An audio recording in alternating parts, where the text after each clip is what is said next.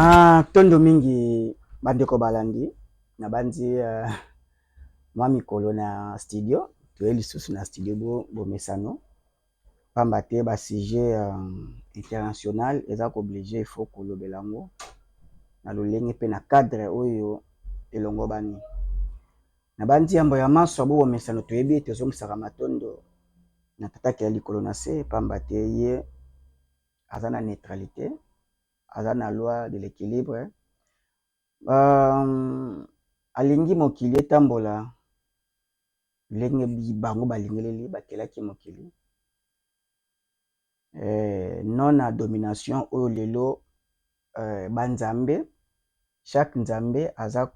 koluka peuple na ye race oyo ye azwi responsabilité a dominer race mosusu. Or tata mokili siko aza likolo oyo tobengaka ba dieu to banzambe bango bala neutralité et bango balingi ko maintenir omoni équilibre ya nature et chaque race moni azala na mai oyo eza ko identifier na lolenge aza ko salela yango non na détriment na pasi ya ba race mosusu mais lokola banzambe moni bazwi sentiment racial baza badie jaloux moni bana zuwa po baza na kibomama de mobateli oyo aza ko orienter ba action pe ko encadrer nyonso donc bango bazwi rôle wana ba milimo bambasi kapita milimo babateli ndakisa lokola Yahweh azali nzambe ya loposo pembe oyo ye azotala uniquement la race blanche et lokola la race blanche azangi mingi pena ba matière première bisalelo et aza koyebisa bana ko inspirer bango ndeni bakozwa ba matière première pe bongo ba se provisionner o bakomela puissance moya bakomeli puissance parce que ndenge bazozwila yango ezaka na moyen moko ya kao et il aurait facilité bango tâche la religion moni nde ba structurer makambo batiki aliénation à l'éternité dans la race noire. Donc domination occidentale eza à la base ya échec planétaire ya ba conflit o lelo eza lelo o lelo eko s'empirer kala te eko destruction oyo ya une grande partie humanitaire ezala détruit lobi yango ya lelo l'Occident aza na base donc Yahweh a na base oyo alakaka bana na ye mabele soit disant la terre promise oyo eza déjà occupé na peuple mosusu et il faut kaka boma moni oyo Caïn abomaki Abel aurait a éliminé mbuma mabe race mabe mutu mabe ye kutu abateli susu ye po a multiplier mabe nzoka déjà Caïn alakela maki mabe po atangisi makila na mokili moni abandi kade na maître moni or mobeko oyo batie na bible kuna pour dans prudent oyibi bakokata loboko bomi bakoboma yo est-ce que mobeko wana yete mutu yawe molimo wana apesaki bango ko ndenge nini na Caïn abomi ndeko ni Abel o Abel kutu nzamba ndimaki ye ayambi libonza na ye malamu milingi mati tout kwa nzambe agréé offrande ya Abel mais a permettre kaka ni bandila mokili akeli bango e ndeko ne yaya na ye frère ni Caïn aboma ye eliwa pe zwi ce qui la salaire du péché bible lobi c'est la mort Caïn et Abel kuta sumuki te nzambe kuta wuti kondime kaka récemment kalata ndimi ye e na sima kaka ya ngonga wana azwi bongo kufa pe mtabomi ori punition etumbe kolela ete etumbu te abina obengano na devant elongi na ngai loin de ma face bongo face ya nzambe nde wapi soki nzambe ngo aza mopepe soki toyebeli nzambe aza mai nzambe aza mabele omoni esikoyo sika nini yo kokende kozanga ba élément de la vie mpo nzambe aza bomoi obengane mosika ya elongi na yo nde wapi donc omoni ke baza la base ya pasi ya planète terre ya biso nyonso non kaka la race noire kaka te donc moi nango pe l'air akei balobi na Genèse je pense 4 otangi na bana na 6 totangi na 16 ti 17 tangi Genèse 4 obandi na premier tina 17 okoya komona ete Kayen kutu il s'éloigne akei na pays de Nord aboti mwana moni na kombo ya Enoch pa bati reveal na kombo mwana na Enoch mwasi wana abotaki utaki wapi ba utaki ye Kayen abotaki na ye. Je pense mwasi wana abimaki na nzete to mwasi wana azalaki pe avant na vexer kaka 4e wana okiti omona babi quiconque trouvera Kayen akoboma Kayen te Kayen bangabi quiconque trouvera me tuera nzamba babi oya komona Kayen abomi Kayen nga nzambe na kovanger 4-6 Genèse moni donc bedi ba quiconque pona ok Adam na Eve kombo ebanaki baki 2 personnes na mokili baki na mutu mona mokili Adam aboti basali bongo babimisi Eve mibali baboti Kayen na Abel bakomi 4 moko mwe moko Abel batikele misato nazobanga peuple moko lointain Bible elobi te ke pai bakelaki ba peuple mosusu nzoka toye koyeba ke la première race c'est la race noire, deuxième race c'est la race jaune, troisième race c'est la race blanche. Moni trinité chiffre 3 ekoki kokokaya tata mokeli pyramide nde ba quatrième race ye koya métissage et toi na oyo eza mingi na Bible la race rouge Abraham na Agar baboti bongo Ismaël des races intermédiaires pe ba race le koma ebele ko botana. Ça veut dire Bible eza na insuffisance parce que ça mukanda oyo ya mensonge balongola batia basala déjà vérité sur les autres modification et comme des mensonges. Mais tant il bato tout un peuple appelle ça crédibilité ben un livre sacré livre saint la sainte Bible par rapport à nini parce que ils ont des cohérences moko aux ana idée na moté. C'est le coutard, c'est du mensonge. Même babeti histoire ya Noé. Donc dit nzambe wana zonuka supériorité morale spirituelle na baloposo mosusu. Mais à côté ba lukuta ezala véhiculé. Ba ONG bango wana baza koluka ko affaiblir koluka vedi batia ba division. Démocratie. Et botami pa na bango ba eko mema partout dans le monde. Pona ko affaiblir ba eta na biso ba sali pena faut opposition ezala en vie. Il faut l'opposer tellement. Parce qu'il faut pouvoir au bout de injonction na bango bako armer bako soutenir tout moyen possible financier même si pas bako soutenir opposition pour ba mettre yo en échec ba mettre na kao ba longola mona ba forme ya ba coup d'état oyo e salama avant o musuiza o salama ba simulacre mingi eza invasion ya l'Occident moni mais ya solo ezali moni na Mali na Burkina Faso na Niger mona pena ki peuple nde azui makamba charge pezo sala pon intérêt pe l'Occident zo bundisa bango matondo mona kizali biso pasi ya moni tozoya koloba ete tata mokili la loi de l'équilibre na ye eza ko se mettre en application sikoyo lingi a équilibrer mokili bango ba faire énerver nature la loi de la nature tata mokili likolo ya banzambe ye wana zali ana neutralité ana kombo te kaka tata mokili biso twana ya biso fumu amba mpongo tino tonda dezo mabanja nangi na vidi mikolo a Congo ayebanaki imana na bakombo nyonso bakoko na biso dia ba bengaki mbasi capita être suprême na biso le gardien de la race azali ye wana yaka ko incarner ko botama na bana bato na makila libota liponami po a orienter susu peuple na ye na nzela o peuple wana abosanaki moni ya zwaka mpepe wana mulimo wana izwaka banzoto yaka kobotama na bana bato ya mona ka tobengaka ba sauveur ba grand prophète baza banzambe baza ba milimo wana ya ba gardien ya race bazui responsabilité na lolenge mama zwaka responsabilité ya ndako parce que aza kozwa bana ya libomo na ye ba priorité baza vie na ye pona ye moni donc fumomba toza vie na ye fumu kimbangu biso bando bon toza vie na ye ya ko kite ko pesa biso mukoro yo mona zo bunda balolenge nyonso la race noire azwa bongo conscience collective alonga bongo na bonzamba bapaya voilà wapi oyo sika etangamela ki pa ekufungwamela na spiritualité moni parce que bayaki na christianisme bebisi biso islam kota kipa biso physique pe spirituel mais kolala kolamuka bileko bya ntango ngeta ekokoka makaka matondo mingi moka kozwa na walongo fumu kimbangu dans introduction izuma ngonga na souci ya bososoli ya bososolisi bandeko bayinde mpo makambo oyo tobango eza risque toza kozwa parce que baza na bainterprétation na bakota ntina bakikongo baza nango loposo mpe mbozomona baza kointerprete bankota baza koluka batiaka mbongo mingi na service secret service de l'intelligence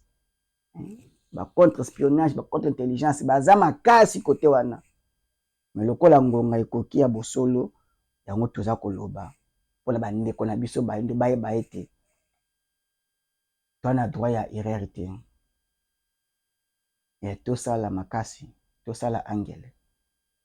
ni bongo toye kosenga matondo na bango mei walongo fumuki mbangu yangi tikula massif ya lulendo wa lunungu tia twa lulendo ya kipa vita ya biso yaya akendaki na mbeka na age ya 22 batumbe na mwana mkongo mpona sango toloba lelo bango bato balakaka koya ya kwa lulendo ekoya ya walongo fumuki mbangu na biso nde walongo fumuki mbangu alobi te kwa lulendo koya ngamo kati na kozonga obongo nafandisa bokonzi nanga mabele ya Kongo pe Afrika mobimba pe mokili ezwa kimia donc a conditionner biso ba congolais tozali na fungola mpona lobiko ya baindo mobimba pe baindo bana devoir bazongisa équilibre na mokili po ba conflit oyo ezali faut moko atelema apesela yango solution et moko wana za Congo et Congo ye moko wana distraction Congo na peuple congolais ndenge bengelaka luposo pe meme bana Congo bena Congo nkongo lukongo makongo lukongololo nkoko donc biso ba mikoko lini tozo responsabilité ya servir ya misisa ya tronc ya ba branche ya makasa pe suite nango na sima nango nyonso mpona mbuma ebima donc mbuma na nde kolia mokili mobimba po kimi ekota na mokili walongo fumuki mbango matondo lelo bongo tokoloba ye matondo na bakoko babiso wapi oyo loposo pembe asalaki makasi nyonso mpenza abundaki asa azwaki échec mpona kotia pauvreté akomi pauvreté andimisi bato pauvreté na mokanda ye azobenga mosantu et les pauvres en esprit car ils hériteront le royaume des cieux na livre ya romain omona ete nyonso wana eza kaka mpona kotaye bayindo na direction ya pauvreté abiza eza pasi un homme riche akota na bokonzi ya likolo lolenge moko lokola trou na trou dine gwei na lidusu ya tonga chamo aleka nyama aleka omoni impossibilité wana donc moyindo dia bandimisi yango mais ba vérité indiscutable moni ba vraie vérité ya nature eza ko prouver au contraire lelo bato nyonso ba pasteur baza ko espérer balata malamu batia bachoko mituka ya talo bakende poto pa mona na kiazo vivre lelo immigration eza makasi parce que pauvreté wana bakoki te bazokima na mikila bapa et yango esali lokola message ya christianisme bapasteur bazwa bato siko bazokosa bato kozwa visa okende poto kobonga tout ce qu'on dit voyage ekomi mpona bango vision miracle amoni donc l'Occident aza na base ya échec mpe bongo oyo loni yango kobuka yango lelo akobukaka soki tembe te e bongo toye koloba kozongisa matondo na bakoko na biso pamba te babotaki biso po Afrika ezanga bato te e biso mpe tozokoba kobota po loposo moyindo ebunga te po biso nde loposo ya Nzambe car Dieu est noir tata mokili aza moyindo po mokili euti na ebandeli na molili ya makasi nde moyindo ya mokolo te bakelela yango moyindo ezala yambo ezala eza euti na éternité kitikala na éternité zokoba na éternité nde biso bo toza la race mère moto moyindo matondo na biso baso bana bilaka baye tozwi ngonga topesaka ngonga ya kolanda mai ya ntina mai elongo bani na bile ya molimo oyo ebalanaki boyindo na biso moka kozwa na bana babino epesamela bino oyo bozali koluka lipamboli ya solo mpenza ya koyeba nde makambo oyo na mozindo nango matondo nyonso ya mosuni kolandela yango na nsima matondo lelo bongo toye kolobela tosala angele kotala ete baproblème mondial oyo toza kolekela ekozalela biso loposo moyindo pasi ndi bongo nengo ya likambo motu ya likambo tokolobela tosala angele tozala na angele tobika na angele totambola na angele tosala penza angele lelo moyindo azomona mokili ndenge ya kotelema ekozela ye mpo mokili ekoba parcours nango nzoka te mokili ezotambola parce que l'homme noir a évolué et celui qui n'avance pas a reculé et l'homme noir ba stationné ba zelisi ba telemisi ba bisi zelanane là ba telemisi l'homme noir na éducation mingi pe na spiritualité ba bisi livre sacré eza bongo la Bible Genèse tina Apocalypse ba pesi moyindo ba veut ba tie moni na kati wana atangaka a répétaka asala blocus donc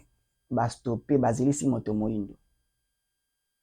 na kati ya ba religion importée Coran y compris bolet le baga christianisme et bande ba kanisa to ko épargner islam y compris na bango kutunde la plus grave parce que ba kipa biso physiquement tilelo mon c'est ce sont les grands esprits bazo comprendre que Congo pe Afrique bana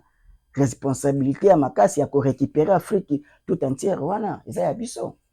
est-ce que maté ya open est-ce que islamisé to musulman ba ko linga biso est-ce que ba ko ndima biso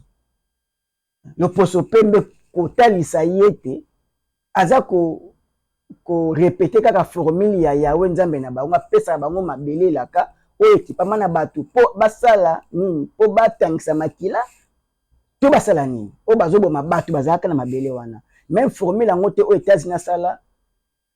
États-Unis d'Amérique 50 états ezalaki occupé na ba autochtone ba mérindien ne bakenda wapi basuka wapi parce que formule wana ko nzambe ya bongo o moyindo asambelaka le dimanche le 23 na kanisa bolimbisa komoni ingeta le 23 juin lelo 2024 na manaka bapaya moni donc toza na responsabilité ya kolobaka makambo ata risque nango soki oboyi kufa lelo to na mbota mokufi te okokola soki pe lobi ke bon ça va kokola il faut na kola na umela mokili okoma mubange lero okoma mubange o matokita nzota musuni osengo tikango yo mungu kosengela liwa tiko okufi na yo tranquillement même mbuma na nzete suka nango kaka kokweya même soki akweyi te na mopepe akweyi te na akopola na nzete soki balie te suka kokweya na toza na pe soki akweyi asali cycle de vie tema akodécomposa kopola akozinda na mabele akobota lisusu yango wana toza na fier na cycle ya Simono Anza ibeko bia bikela etangisi biso cycle de vie milimi kokendaka ekozongaka omoni na tokobota malisu mais il faut totika bilembo na chaque parcours ya vie na biso yamoni toza kosala ba émission koloba makambo oyo pamba te moko mibale o bazoyoka baza kobika bango moko pe na libota na bango bazotikala ba éternel pamba te mutu oyo azongeli na nzela ya bakoko na ye azongeli na bitambi na mateya mfumukimbangu kati nye mutu azokoma éternel toza ba éternel bavutuka biso bakimbangisi authentique toza ba éternel donc liwa eza po na biso te donc toza ba éternel soko kososola yango matondo soki po kososola pe te benga po sosola vutuka aza éternel ngunza aza éternel moyindo na sensi ya moyindo ki ya kimbangisi authentique aza éternel yakufaka te atikali pamba te bakoko na ye bakufaki te bakufaka te bakoko na biso baza okayika miso muke koko aye omoni kasi aza éternel matondo mingi tosala angele mokili pa ezokende matata majali makojalisama na makambo ozomona lelo na France Macron azwa déjà gifle tobaka gifle na azwa keza très symbolique eza ekoleka pamba te azwaka ba gifle un français a gifle représenté ya ba français nyonso pe na kati ya France ba betel ozab simoko sebo tala kaka na tetamuda TV to sa image yango veut dire abengi pena bien proprement pelaka zipeli 5 misapi. Ah, tata azwaka ngo penza ti. Elolenge makambo tezo lekeza mbatana tazwaka yango teza komonisama. Moni déjà Macron a dissoudre parlement na bango na échec na ye ya élection ya Europe. Et ko sala te dissoudre oyo a bomi parlement d'élection le 30 juin auto qui le 30 jour J moins. Ceux qui 6, ceux qui 7 déjà bazokende. Sikoyo Rassemblement national déjà baza na bonne position parce que baonde bato baza message na bango, programme na bango, projet de société na bango ndimami bakomi majoritaire. Et nde baoke siko na ba élection na bango oyo amoni et soki population na bango ya France andimi susu bango na élection bakomi so majorité. Je dis plan de société na bango, programme na makaniso bango balingaka pona France pe na Europe et kosalama parce que la démocratie zali soumission ya majorité. Taba lobi lelo bolimbisi basi batambola bolimbisa eteni bato baka bandimi ke basi batambola na ba soutien. Batambola na ba sous-vêtements ba bikini. Eza nango mabe na komona boye. Ya pena kolonga na tema soki majorité ba votango to ba basi batambolaka sous-vêtements na soutien batambola bango bongo. Et mabe na yozo mona lokola majorité bandimi yango ba votango ba kotambola bongo pour ko kite ko kanga bango pour interpeller bango to ko seka to ko tela bango misu mabe sko yone mtu sko mbeba. Même to ba ke ba bino soutien pezaka passe na bikini to moni mulunge to tambola biso bongo. Bongo bolumbu. So ba votango ba kotambola ka bongo. Donc, on dit que la démocratie est une invention ya Yahweh a inspiré bananaye. Est-ce que vous avez ilo kamalam? Au nom ya démocratie Afrique est à genoux. Au nom ya démocratie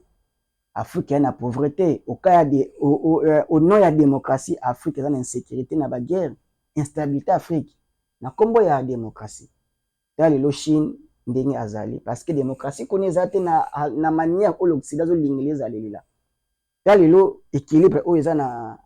Corée du Nord bana équilibre bana ordre parce que Congo oyo azwi démocratie yango lokola ya ye tani Congo eza na déséquilibre talaka Afrique nyonso moni donc eloko moko te malami ko bima na l'Occident et ko sala bonheur ya la race noire pe mokili mobimba ezate parce que aza incarnation ya négativité ingeta eza pena bongo la bosola tata moni nde bongo toye ba ete extrême droite ou ya ba Marie Le Pen bango déjà balingaka France ya ba français blanc non France ya ba français ya papier donc baza ba conservateur ba trop nationaliste moni siko ba na bonne position parce que bandimami sikoyo au nom ya immigration parce que immigration est de masse et ça la mingi logiquement tofandaka biso na mikili ya bapaya na poto en Europe États-Unis tofandaka na mikili ya loposo pembe na volonté politique na vouloir ya ba politicien parce que bango siko baza ko comprendre makambo ete il faut to sala bon faire la boue parce que baza ko agir na état de la nation baza ko agir non na état d'âme mais l'âme d'État. Ba hôtel qui ils a pas si même ils a pesa biso ouverture moko et daka ba industrie na biso ba compagnie na biso production et la makasi il faut ba étranger ba secteur oyo bana mboka ba lingate ko sala siko ba étranger baza ko kapara pe na ba salaire moko oyo ba bi ke zwa kaka pona ko teza ko libi ke za bien mon est-ce que tu es bien to za salaire moko te biso na ba autochtone est-ce que ba yindu ba africain ba ye bien Amoni. Toujours bien parce que dollar euro mais logiquement toujours penza à l'auteur il y a main d'œuvre était trop pesa na hauteur il y a énergie dépensée mais tout le monde bien parce que pauvreté tout en Afrique l'air ils ont permettre yo ce qui otindi aux humains qui tenir ya moi mukie moi il ko moko aux humains qui moni sans quoi mais ça logique était parce que tout ça qu'on fait enrichir moni ba multinationaux na ba main d'œuvre na biso na misala oyo toza kosala na production na ba secteur tout toza kosalela. C'est avantage na bango immigration. Sikoyo Front National, Rassemblement National, extrême droite, balingi sikoyo batia makambo lenge sengelaka ezalela. Et ba africain oyo bazomona poto eza miracle, poto eza lola, poto eza malamu. Zakala oyo Nkadi Pemba Zabolo alati bango kwa na mutu ti na makolo bazoboya komona réalité en face na bango. Mais baza surpris.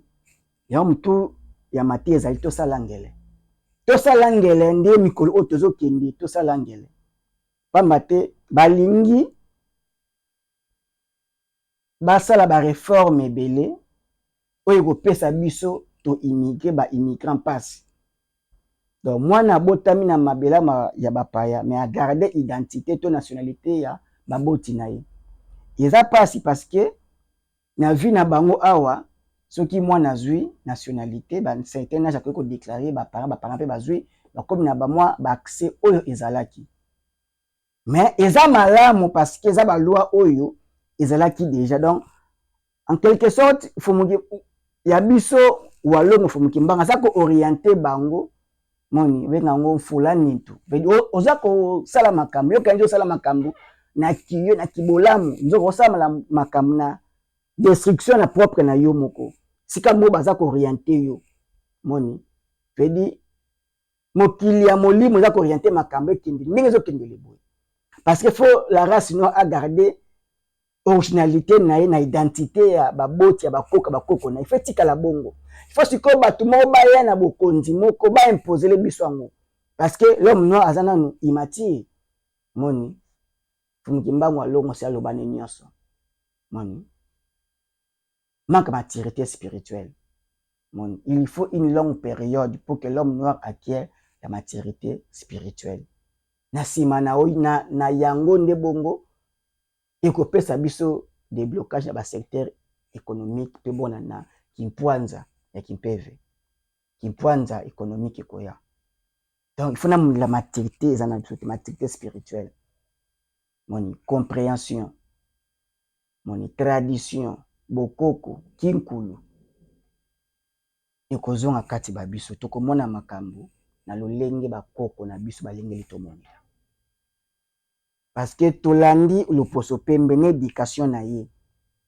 na makambo nyonso ya ye mais lelo Afrique ezaka un échec. Donc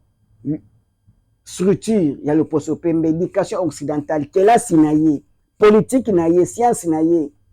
et faire évoluer Afrique noire et faire évoluer biso en rien.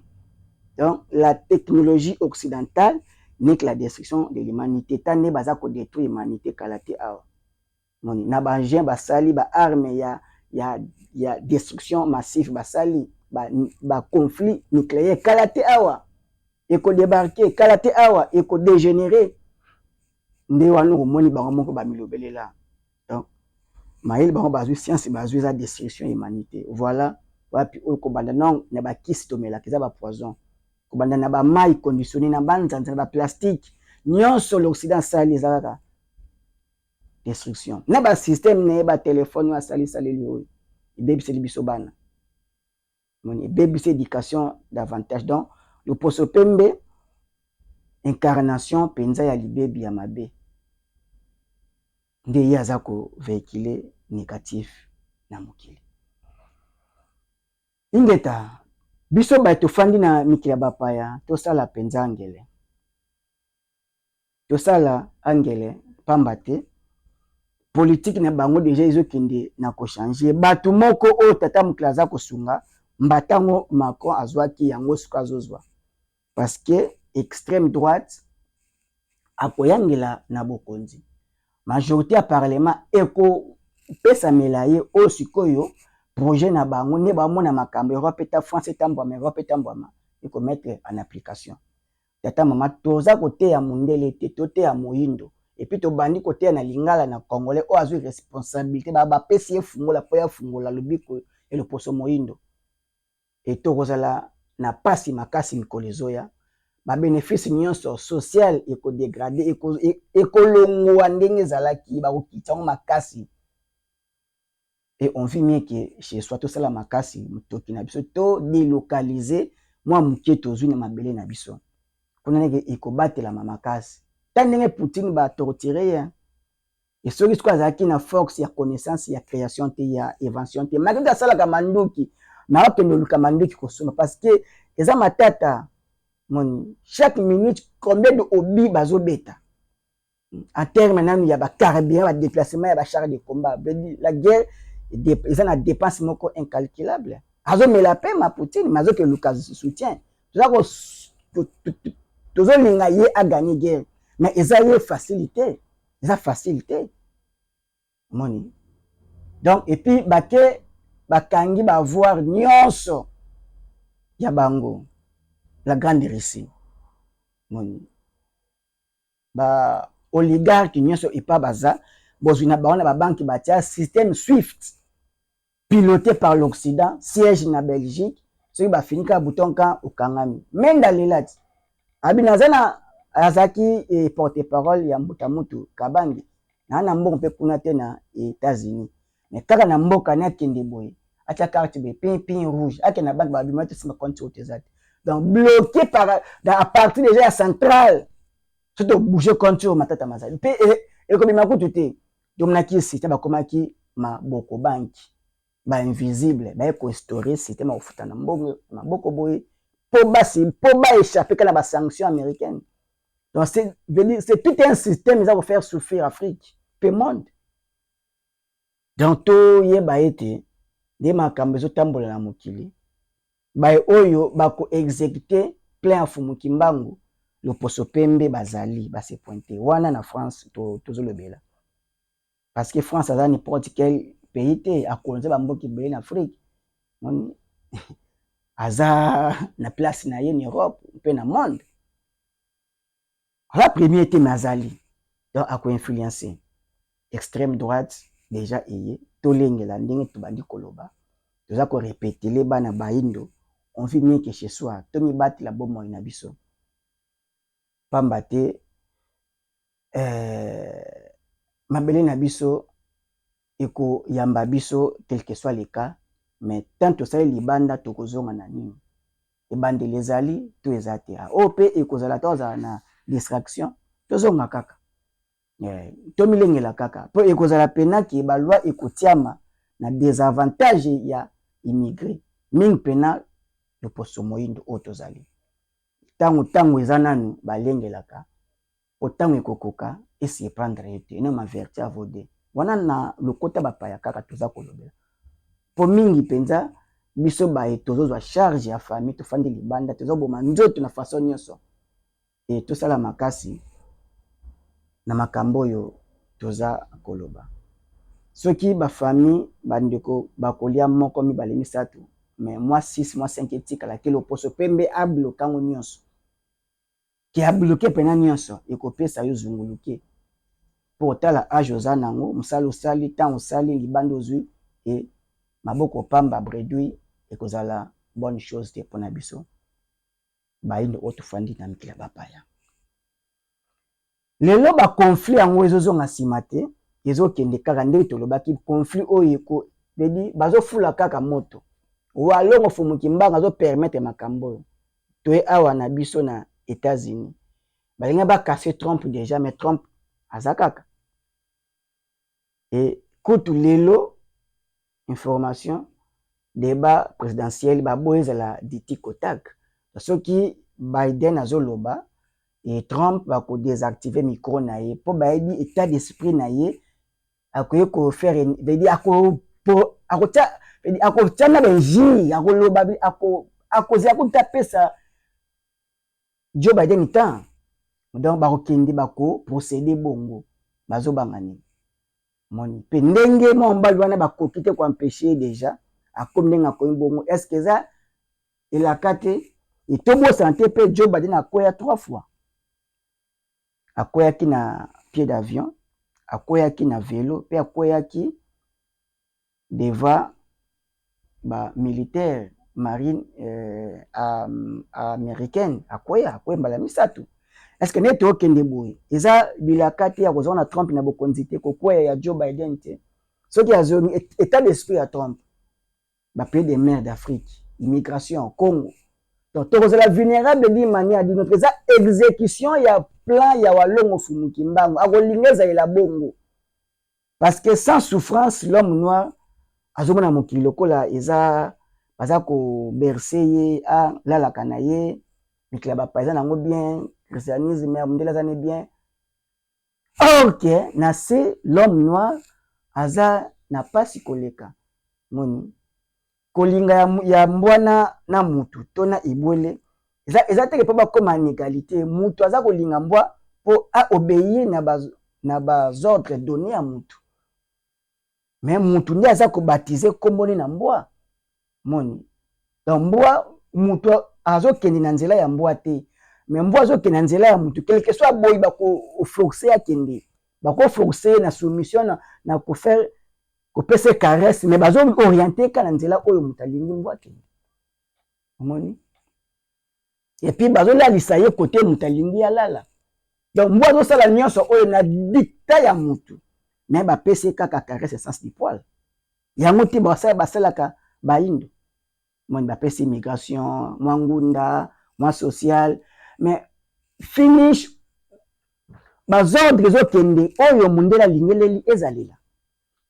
donc toza na pasi oyo nongi walongo fumuki mbanga azomona baindo toza na pasi moko igeza te donc risque ya kobunga na biso ezali soki toza koyeba yango te tosala angele omoni e Trump déjà aza na nzela wana e nkumu yekolo aza spirituel soki de akweyaki 3 fois Joe Biden ya na ntina na yango ya Trump azoya toyeba ete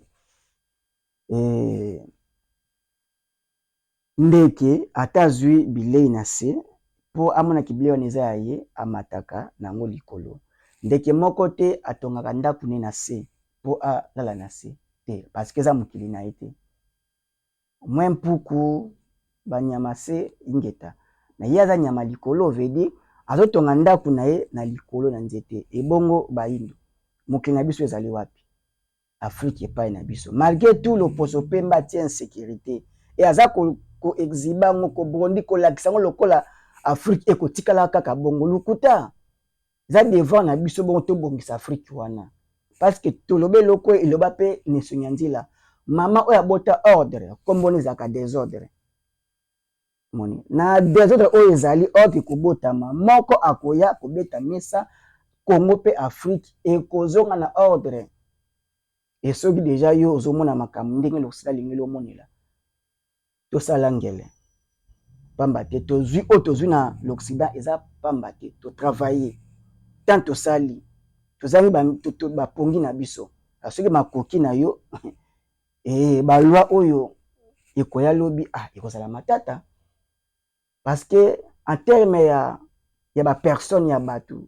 guerre oyo baza kosangaje lobi ekoya tata mama nengwa tata elenge mpe mwana toyeba ete bakozanga bato estce ekozala technique balwa moko ekoya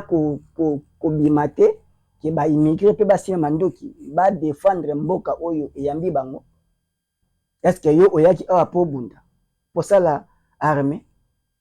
siko yo okende obunda na motivation nini na état d'esprit nini balwe kobima ke mpo ozwa mokanda mpo ozongisa boye signe osignal deyaki so au cas de conflit tokobunda estce bomo ya baindo ekotikala te na champ de bataille walongo fumuki mbango alobaka yango tokende na mikili ya bapaya biso baso lelo tokei mais fumuki mbango grand stratège déjà a infiltré baélément na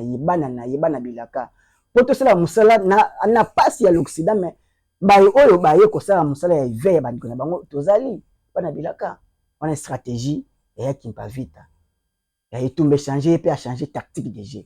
balongo mpe bakoko bazingeli omoni donc tozokende na risque makasi ya baimmigré baconflit oyo ezoya eza déjà osima mandoki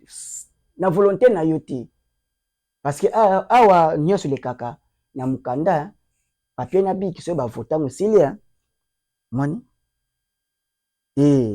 tolobaki conflit oyo kozonga nsima te kende kaka liboso toye koyebisa bana baindo tosala ngele tosala pena ngele makasi tozala na ngele lelo awa Israël na groupe Hamas eza kodégénéré kaka bakoka kaka te moni bakoka te tisiko guerre eza kaka muta makasi bakangi bato na akoka te kobotola muta makasi muto na faible bato bakangi ye siko nani aza le plus fort tala oyo bakantiaki esila dans une semaine mais ta ndenge bitumba ngo ekendeli moni alors mpona bayindo bamona yango eza mosika bongo lere ekoma pene ya bayindo parce que bayindo baa mingi na Europe France Belgique baa mingi wana toa mingi na États-Unis tomona ola musika Israël tomona wa musika mais ekodégénéré ndenge bakoko na biso babundaka deuxième guerre mondiale oyo likambo ayebela te eyika mosusu bakina kobunda en plein hiver milen pieni asimise munduki est-ce hiver nde ezalaka babundisi soda ya moyindo pieni donc tous les colonies ekomaki baréserve ya bamilitaire ya l'Occident na conflit oyo ye ayebeli te parce que allemand alukaki nzela ya Hitler azwa Europe na nyonso empirico bakoma na sous ordre na ye bandeko ni asiko azobunda baza kozwa biso bayini bakoko na biso bakenda kobunda est-ce que yango te formule oyo toza na yango siko toza kokenda parce que Poutine balinga azwa siko ni Ukraine so azwi Ukraine eso asuka na nkato akokontinue kozwa est-ce que baye oyo to biso moko tomiya parce que c'est un système batiaki bebeke bati kaka ouverture immigration le bati pauvreté en Afrique bebeke boko kima bati ouverture moko wa service d'accueil ba yambaka bino yaka bwaka ngunda loba politique loba boye vedi ba orienter ko gide loba kena kiminzala donc ba orienter makambo moko vedi ba pesa biso choix te parce que to bunda te lo lenge ba koko na biso ba kena bunda deuxième guerre mondiale parce que troisième guerre ça soki 1 2 3 soki 1 eza 2 eza soki 2 eza 3 ekozala chiffre 3 la trinité pyramide po ekanga il faut 3 ezala malgré tout ba ko moyen bakima ngo eza te il faut ekangama ebandaki emati il faut ekita po ekanga 3 wana moni pyramide il faut ekangama le troisième guerre kozala le okutu Israël en tukantaki ekosuka mais conflit mususu ebotami susu ba Hezbollah moni ba Liban na Liban ba Libanais ba suna conflit comme ouvert tension ya suko mate donc Israël moko sala front ba Palestinien na groupe ya Hamas ba résistant au baza très organisé très fort na susu ba Libanais ba Hezbollah au ba susu très organisé ba na ba ndoki nyonso et Israël suka zo senga soutien militaire ya ba armée États-Unis ba PC libundeli moni conflit pa ezokende moni et puis lelo oyo Poutine autaki na Corée du Nord ennemi naturel les États-Unis donc Kim Jong-un azana ba missile azana ba armement oyo stock ebele déjà alliance na Poutine et azozanga ba tactique ba sala échange technologique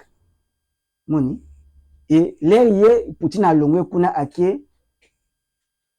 akendaki na mboka oyo mokaka ya Asie awa na Vietnam mpe yepe susu alingaka ba américain take susu kuna pe to bo santé Poutine azako armé ba ennemi États-Unis à l'Occident Cuba qui bat déjà azou déjà navire de guerre sous-marin de guerre nucléaire donc Poutine il pas à se positionner ils a ma tête mais kuna omona kuna babi caméra na mboso okuna mwasi asuki nani ya pasteur na kufi akio sala makamuna ya kufi tout ça omona kuna bebi bino bana distraction des autres tu vas kutu te bato ba concert bato ba musique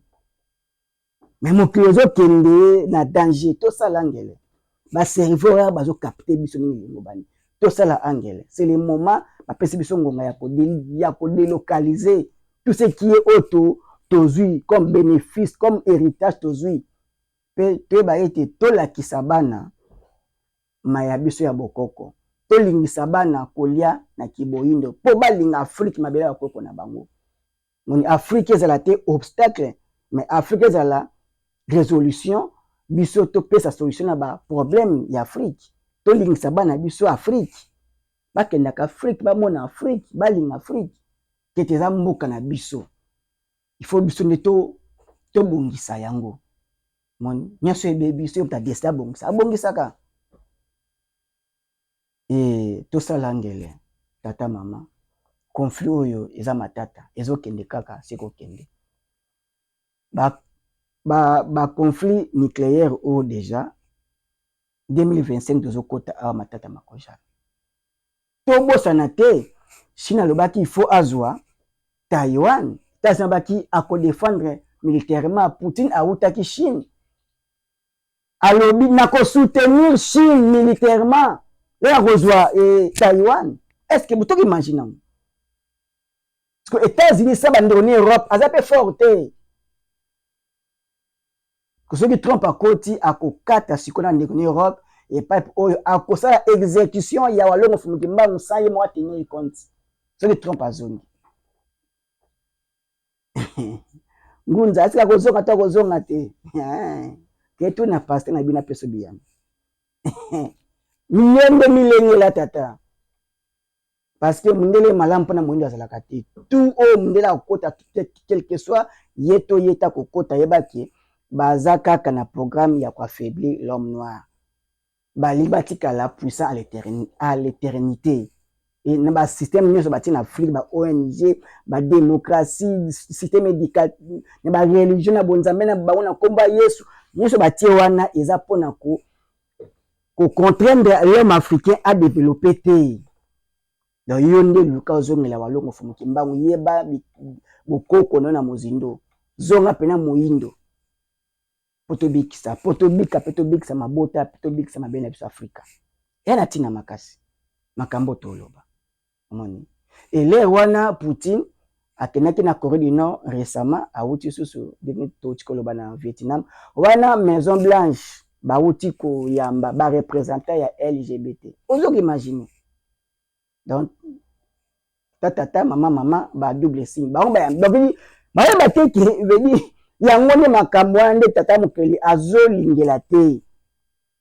soki le poso pembe a gagné tumba a vaincre a juste suprématie impérium planétaire kasi esili bako contraindre ko soumettre biso bondima LGBT dit homosexualité comme fait moko normal ndenge lelo ba comme ça christianisme normal c'est pas normal comment un homme noir est dirigeant que je suis chrétien je suis pratiquant catholique je suis chrétien donc mais il veut dire comment normal et ça mais veut dire mais na bloqué lesquels que cause la bonté na l'ordre mondial spirituel chaque race a battre la tradition na ye coutume na ye bokoko na ye moni parce que là déjà yo oza dia ko faire identifier yo mokolo kola mupaya mozo kamba na mabela ba koko ya Congo parce que lingi ndenge bo pesa solution na problème ya Congo bozo solution te parce que boza ko identifier que bosala pour la mupaya Afrique centrale a la responsabilité Afrique nyonso surtout mingi Congo force chrétienne wana nde yango neza envoûtement libabe pona baindo photo bima nanu mental longola komba Yesu na mutu bimisa ye longola ye Israël aza terre promise te longola ngo Abraham Isaac Jacob bakoko na biso te bo longola ngo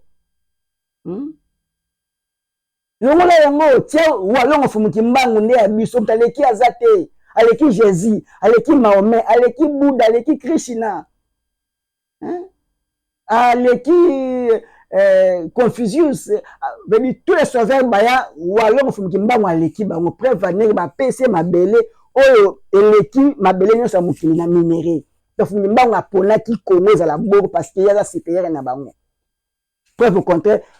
prouver que Jésus tinda fumuki mbangu prouver que fumuki mbangu aza na se ya Mahomet pour venir au compte. Tata, bazou espace, il y a désert, il y a non minéraux, il y a bon kaka. Mais faut moi pesier moka aux envie. Ni to ta fouye to ta fumikimba to kopese mkonto te na sima Jésus. C'est pas normal les soni. Mon. Donc fumikimba les azofana habité Congo fait à la boye. Il faut africain à la boye. Personne n'a kokeli koloba parce que bazaba minimo o bazalaki na mokila molimba o mona monde physique eza ko salama. Ba réserve mondiale et en Afrique, ni part au monde. Pe mingi na Congo pena. Ya moni fumukimbangu ayebaki abotami na Congo central. Nzoto na ye eke osuka api. Na partie est na katanga siko ba minera Congo efandeli agala majorité wapi. Quantité moko ya makasi wapi. Pedi fuma lingi nzoto na ye e alimate minéraux ya Congo. Parce que bayindo bayebi yango. Donc l'État congolais a sa responsabilité. Il y a walongo fumukimbangu ayemba na andima face à ma stratégie tout possible. Gouvernement congolais a été un mécanisme tout en place. A rechargé la batterie na nyonso, l'investition nyonso a imposé walongo fumukimbangu. Comment vous allez être laïcité? Eza libabe. Et quand ça était laïcité, et quand ça peut à majorité la foi chrétienté, eza venu bon ya lisuma to sumuki. Pour l'institution na biso bazo baté qu'il faut ba réduire volume la christianisme épaisseur ya christianisme ba réduire presque en néant baté ba système nyonso possible ba cerveau tourner ndenge to réduire ndenge Chine azo sala ba chrétien ya Ouïghour ba musulman ya Ouïghour bazo réduire ba travaux forcés mais il faut baza ko contraindre la population to goza na foi wana mais lokola batu lokola chaque ndako ezaka na parti batiaka lishu poubelle ezangaka te ezalaka mais ce que poubelle soki eleki ebele ekomi na habité fulu donc ndako eza na sens ya ndako te mais bankadraka salite badéchet ya omoni chaque ekolo chaque ezangaka batu ya maboma te liboma bazalaka mais bankadraka soki ko bato bakomi ebele ya maboma bokosala nini ya moni Congo soki bato ebele baza maboma. Parce que vous avez pas yandé liboma ya baindo parce que milimo na l'air yé na Congo physique na nzoto ya bana Congo nde bakomi maboma bazo bateki bafandi na fulu bazo bateki bafanda na bosoto bazo bateki banzele be bazo bateki baza likolo ya fulu ya poube bazo bateki bazo basubaka na nzela libanda bazo bateki baza salité bazo bangote pona ba baza bien ba bateki baliaka na fulu balalaka na fulu baza ko lamuka na fulu. Il dit non solution à leur problème. C'est fou. Ma kokate oza ba solution na bango moko ba kokate opesa ba solution na ba problème na bango. Man ba na fulu. Beti ba sa makambo à l'inverse. Il a mal taka il a ba lati na sima mabe parce que mon apena mutu abe nango détournement mais le bagage ki moyibi pe ndenge a détourner mbongo e ko sa musala ya ko biksa ba compatriote ne lobi mutu moko groupe moko batu ba jina bango. Il tomber baza ko lekena bango wana ba prêt ba pouvoir ngope ba mais afandi na ye parce que quelqu'un moko monteza ko faire loi da baza ba maboma siko so ba leki mingi bolingi Congo et marché ndengeni azwa rôle ni ya lobiko ya batu nyonso ba indo ndengeni donc congolais so continuer ko pesa ba indo passe ya mikimo bima parce que ye azana no liboma ce qu'il faut ko lukasiko mécanisme ni ko réduire ko pesa lobiko ya liboma ezala ke molimo wana ya liboma fait lima. Parce que molimo na vrai esprit ya nzoto na ezonga nda omona ki oh nazaka liboma naka na fulu biamba salité oh mais nazaka bindengeni suki nanga omoni mais ata opesi bilei ta liboma ata mte boma ngo azui pezeni ako botani pe ata mte boma ngo pe osukoli opesi pe bilamba sika et tant que molimo na bimite tata nanga yazaka libo boma nda kongwana tawana et la folie il faut molimo à christianisme et islam elima. Comme il m'a dit, qu'il faut servir la dirigeance, c'est là-bas réduire. Mon, ba mécanisme nini oyo, il faut permettre, ba traditionnaliste, ba ngunza, mon, kimbangisme authentique, mkokoli, nini, il faut expansion.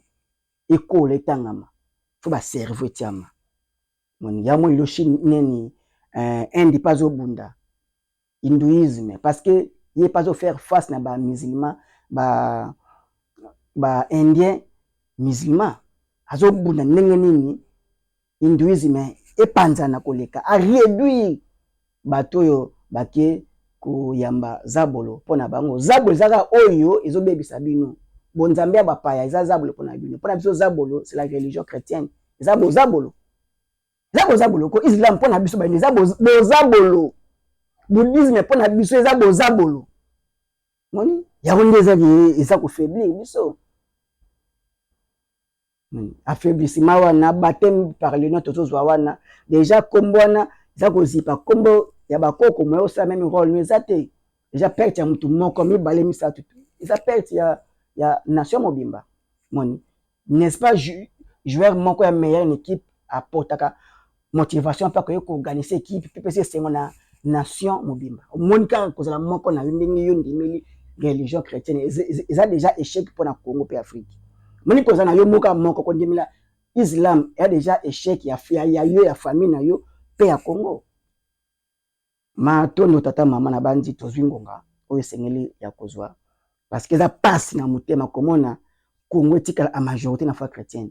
parce que bolingi réalité pesa ni mais tofandi 5 siècles na état wana bongo eza kutu religion d'état catholique tosukaki wapi bakoko bazokota na basoso ngonga moko 80 ans Belgique ezwi biso moni et toyo kozwa simulacre l'indépendance catholique kaka religion d'état bakonzi nyonso bakendaka kaka kobala kuna bagrande milulu babibembe bacatholique baza kaka bedi homme puissant na état na biso so bango badécide baosesa bamarche comment expliquer po bango baza banani baza koagir na badictat na bainjonction ya Vatican ya l'Occident est-ce que kokozala bongo ngonge koki tata mama ya nabandi numéro ezali ozwi ngonga kobengo bengi tozokoba kotangisa makambo oyo nsiku na semono anza etikaki walongo fumuki mbangu et tozokoba et tozokola et tokokokisa koconquérir l'espace africain et tokokoka bongo ko réduire épaisseur ya christianisme mpona kovimbisa walongo fumuki mbangu kimbangisme authentique evimba na bana baindo eyala yo mutu yoki ozwi responsabilité ya kobakama biso na etumba pamba te esi omoni babétise nyonso tata mokeli apermettre walongo fumuki mbangu apermettre yango omona ya bapaster na baosala ya baévangéliste bango nyonso wana ti Vatican omoni bamutu basalaka bêtise mais okontinue kopesa foi na makambo ndenge nini ozokoma responsable ya pasi ya baindo ingeta tolobi presque otisengelaki toloba mkola lelo tata mama simba ete fumuki mbangu ayokaki pasi na boloko tuko misato mpona biso baindo pamba te message ya kumbaki oyo toza koloba lelo bango bakumbaki message ya libération ya la race noire nde catholique protestant administratif belge basepelaki te bakomprendre keza éveil collectif e bango bakozanga Congo mpe Afrique nde bakoti bacomplot entre bango basangani ende fumuki mbangu baprive ye koteya asali 6 mois na message fumuki mbangu moni le 6 avril atelemi 1921 le 3 octobre fumuki mbangu baprive ye en réalité asali kaka 3 mois na message mais tala lelo message na ye ndenge eza kozwa ezovimbana épaisseur ezomata croissance ezosalama donc c'est que fumuki mbangu aza le plus fort babangaki kopesa espace na match azalaki grand joueur so apeki espace minute ebele bayebiki ya koganisa équipe mais lokuta fumuki mbangu ata abimi entraîneur azali akomi entraîneur aza koentraîner biso toza na kati ya terrain yo moyindo oza sikoyo na équipe ya baindo ozobeta yoka coach fumuki mbangu na nzela ya nisenga nzela fumu kusu kiambo nzala mpanda na ngola pe banganga ngunza batinda mibanso ya ba mitu ya ba masanga oyo eza kolobela kimpeve ya kindombe oyo eza kolobela walongo fumu kimbangu baza ba coach toyoka bango orientation po bongo koka bongo kozonga bomoko ya kimpeve bomoko na kintwadi omoni ya kosangana mpenza na mosuni bomoko po topeze pe toluka ndenge nini toko imposer toko soumettre toko contraindre la politique parce que politique a na seule option ezaka masse soki catholique akokontinue kozala catholique par rapport ya masse malgré tout aza sous masse te ya moni ba église chrétienne baokende kosangana mpo bazoyeba ete basala masse mais biso bakimbangiste authentique batraditionaliste bangunza ya kimpeve ya kiboyindo moni bakemite biso nyonso tosangana mpo toluka kaka libération ya continent na biso mais libération eza na libération spirituelle mentale na biso elongwa na bapaya ezo na kiboyindo matondo mingi na banzi ya topesaka ngonga na makambo oyo atina pamba te ngonga molayi tozwi na bapaya lenge bongo tofandi bongo na christianisme 5 siècle temps molayi na l'occident na loposo pembe na catholique na kelasi na ye na komba yesu yango na bonzambe na ye ya afrique esuki wapi évolution na afrique eza te donc nzela wana système wana eza ya mabe pamba te bango mo bakoli ba crise soki économie ya l'occident enseignement na ye eza malamu mbe il faut bazaka au top mais bileko bien ntango es'impose na bango il faut sikoyo